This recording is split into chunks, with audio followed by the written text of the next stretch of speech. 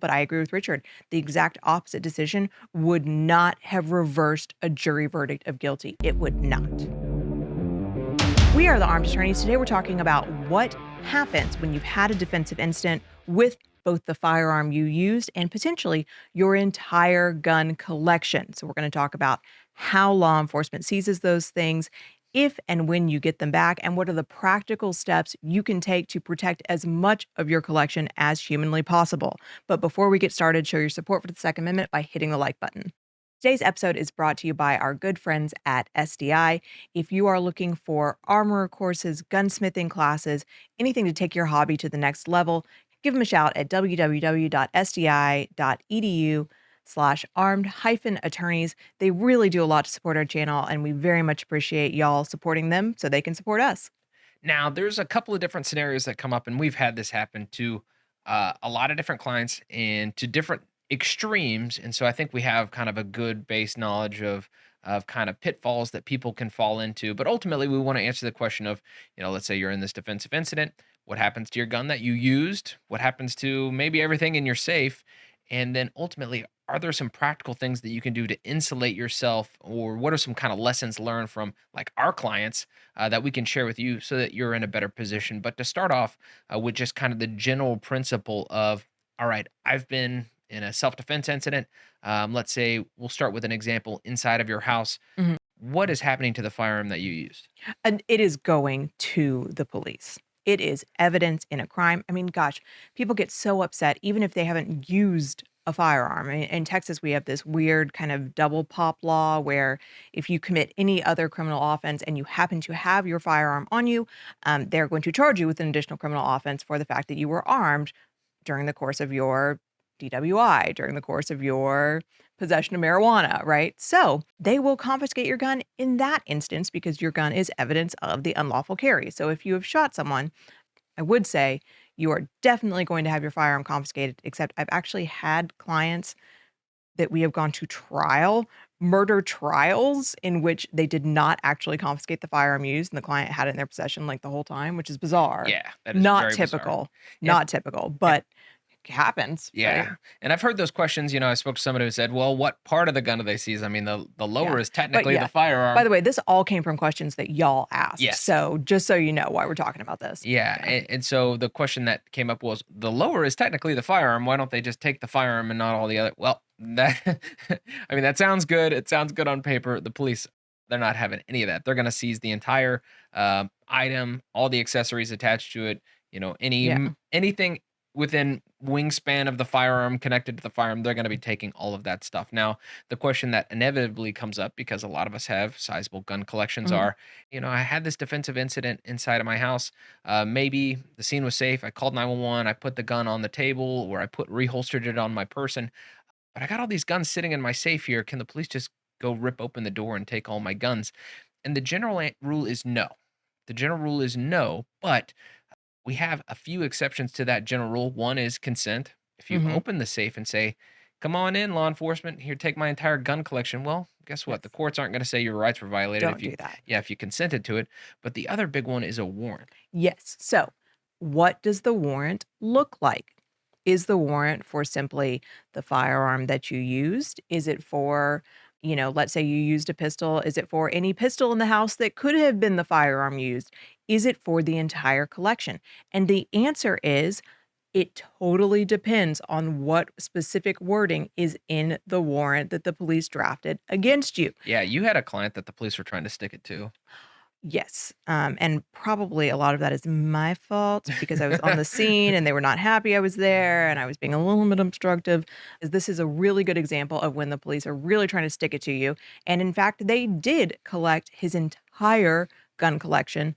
It was dozens of firearms, thousands of rounds of ammunition. Here's the operative language here. Search for and seize any and all evidence of the crime of aggravated assault and or murder, because by the way, they don't know generally if you're going to act the person you shot is actually going to die a lot of times on the scene. So they, are pretty vague. That may be found there, including but not limited to firearms, ammunition, shell casings, projectiles, magazines, holsters, documentation establishing ownership of weapons, DNA evidence, records identifying the occupants of the apartment, electronic communication devices, clothing, any evidence that may lead to the identification of witnesses, complainants, suspects related to this investigation. That is very typical. So that is That's an everything warrant. everything. And that's like, I mean, we didn't challenge the warrant because the warrant was good. I mean, we looked at the four corners of the document and said, okay, this warrant was sufficient. And that language is going to be good language. So you just gonna have to deal with it. Now, I will say, they did seize the entire collection. What do you do at that point? Well, I mean, they were essentially arguing that it's evidence in trial. They were arguing that he had firearms placed all over the apartment. Yeah, they wanted to parade each firearm in front of the They jury. did. I mean, essentially that their it played into their theory of the case, which is that he was a gun-toting lunatic who was simply waiting to shoot someone at any given opportunity. And the evidence of that was the fact that there were firearms all over the apartment. They'd actually made gigantic maps of where the firearms had been found in the apartment. And luckily the judge was, just and wise and was like, no, no, no, no, no, no, no, no, no. It is not a crime to have firearms scattered across your apartment. We're talking about the gun used in this case.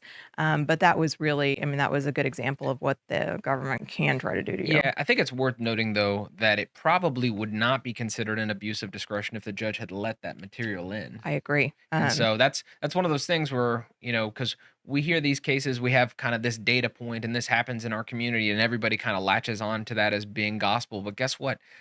Just as easily, a judge could have said the exact opposite, yes. and it probably would have been upheld. So Oh, don't. yeah. This isn't gospel. Right. Exactly right. I mean, because, essentially it comes down to it's not illegal to have guns all over your apartment, right?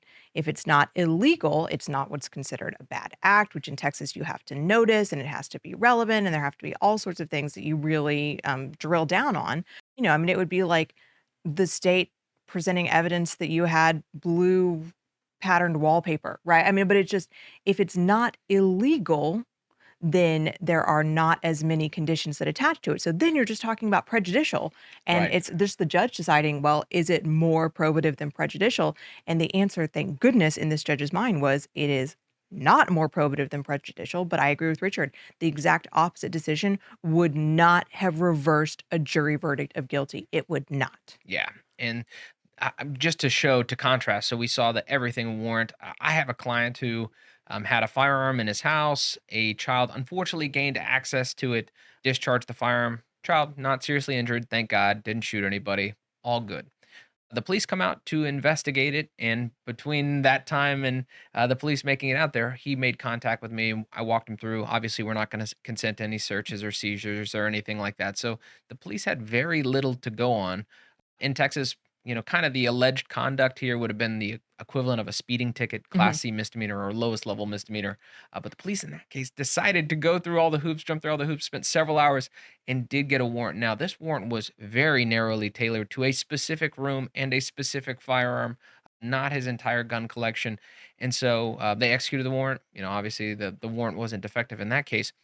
But, this is an example to show there's a real huge range of these things. And just depending on what the warrant says, I mean, it could be all encompassing, but there are some practical steps that you can take to kind of insulate yourself from these things. I'll start with just this is kind of a ridiculous premise, but I've heard of these kind of things happening. First, being involved in a defensive incident, going and placing your firearm in the safe with the rest of your gun collection, that's a problem. Well, they're gonna take them all because then they're gonna say, "We don't know which firearm was involved. Yep. We don't know. Here is the alleged murder weapon next to all these other weapons. We're gonna have to take them, shoot them, chart them, figure out which gun." Now, do they really have to do that when you're like, "Yes, I shot the guy in self-defense." No. Are they going to do it? Yes, they are going to do it. Yeah. So what I think the lesson there is, should you find yourself in a defensive incident, we want to keep the item used or the firearm used to defend yourself. We want to keep that isolated from the rest of your collection, whether that's reholstering on your person, placing it on your kitchen table, or Yes. I've seen folks, let's say you're out and about, putting on the driver's side seat. This is all Yeah. assuming the scene is safe. Obviously, Right. you want to keep yourself And safe. don't unload it, don't take it apart. Yeah. The laws against tampering with evidence in your state may be very strict. They may not be. In Texas, they're very strict. Just leave the firearm in the same condition it was in the last time you pulled the trigger, and you'll be okay. Yeah. And then this is kind of practical protocol that you can do is don't put all your eggs in one basket. Now, what does this mean? This means keeping maybe half your collection in your house, maybe half in your business or some other place offsite. So that if they do end up getting a warrant to search, usually, I mean, they have to specify the place to be searched and the things to be seized. Well, it's pretty unusual to have multiple warrants executed for, you see that in like big gang member cases, but it's pretty unusual for them to go to multiple locations in order to seize evidence. Crimes are typically Yes. isolated, so splitting that stuff up can be very important. When you know what firearm you used to have to shoot someone in self-defense, don't go hiding that firearm somewhere. In fact, we had that happen, you remember years ago, Yeah, a guy we had buried a his gun. Is that the one you're talking oh, about? no, I wasn't Oh, thinking about that okay. one. Yes, we did have someone bury their gun. Don't do that. Well, it was Um, a, it was such a clean. It was such a sorry. I know. Aside. Aside. It was a good, clean He self-defense did case, everything right, and then he and then he decided to go buried the bury his gun. gun in the backyard. I Like, don't don't know do that. why. Don't do that. No, we had someone, take the gun they used and actually, like, give it to their cousin and be like, "Nah, nah, nah, nah, nah, just take this," and the police found out, and then, of course, they also charged him with tampering with evidence because Right. you cannot do that. So, don't tamper with the evidence, but yes, have some somewhere else. If you have a storage unit, if you have another location where it is safe to store your firearms, and again, and it's lawful in your state to not, because I mean, some states, I think you have to register addresses. I'm Mhm. looking at you, maybe Illinois, question mark, for some firearms. Don't I'm a Texas lawyer, don't get mad at me if that's not true. But if you do not have to have an address associated with it, don't. Just make sure that you've got some separation. Yeah, and I'd say kind of the third and final question that comes up is, and it comes up in two different scenarios. First, what happens to the collection after my case is over or, Mhm. while my case is pending? And then just a slight variation on that is, let's say you loaned a firearm to a friend or family member and they end up using it in a self-defense scenario. I think these kind of things are kind of tied together or similar circumstances, so it's worth talking about. A lot of times we have clients, they have their firearms collection seized or they have a firearm seized, the case is pending. They want their gun back. And what are you telling them? They don't get it back. Unfortunately, while that firearm is evidence, you are not going to see it back. And unfortunately, if you are convicted of the offense, you are not going to see it back. I mean, my client who had his entire gun collection, if they would have used those, I mean, put their evidence stickers on them, used them in trial, and he would have been convicted, he would not have seen a single one of those back, period. They would be forfeited to the DA's office or to the sheriff's office, where they would be, I don't know, auctioned. They would be, carried as personal weapons by Used for training purposes? exactly right. I mean, we unfortunately, that is the way of the world. And there are some instances in which you could not be convicted of the offense where your firearm would still be seized, forfeited, or destroyed. Normally, you bargain that away, but there's some states that are gonna have laws that just say, "Look, this is just, the nature of the game," even if, let's say, you have a deferred adjudication and you're not finally convicted, right? Yeah. So, it happens. Now, you get a dismissal. Hopefully, I mean, here in Texas, we file a motion to return property. I can say with great pride that my client, who had those dozens and dozens of guns and thousands of rounds of ammunition, had them all returned to him at the great chagrin of Houston Police Department and the Harris County District Attorney's Office, which was a wonderful victory whenever you see a prosecutor grit their teeth. But it doesn't always happen that way. Yeah, ultimately, it's going to be and the person that you would talk to is the attorney handling your case, and part of this is communicating, "Hey, this is a high priority for me. Mhm. My firearms collection, some of these things, valueless. All right, maybe it's not a high priority. Some of these might have sentimental value or might be family I want heirlooms." that high point back. Yeah, exactly right. But, just letting your attorney know, "Hey, this is a high priority to me." So whenever they're, helping you make decisions on your case, they will take that into consideration and make sure that your wishes are fulfilled. Now, the kind of same general principles apply to if, you loaned your firearm to a family member or friend, they used it in a defensive incident. "Hey, that's not their property. I want my property back." Unfortunately, no. Yeah. While the case is pending, that is going to be seized evidence. The gun is going to be connected to that transaction.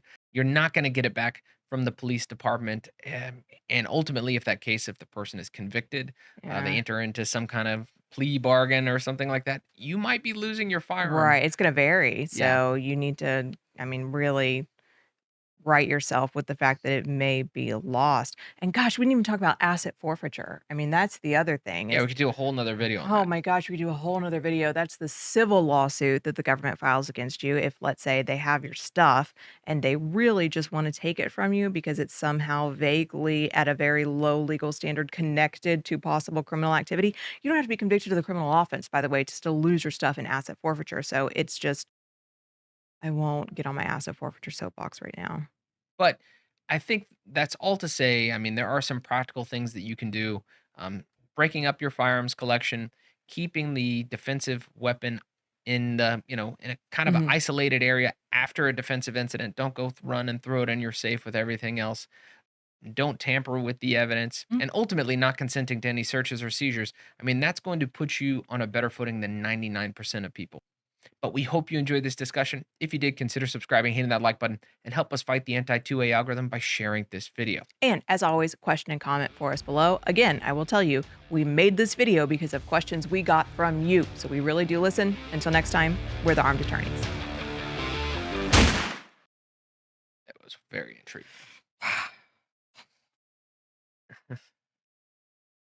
Nailed it.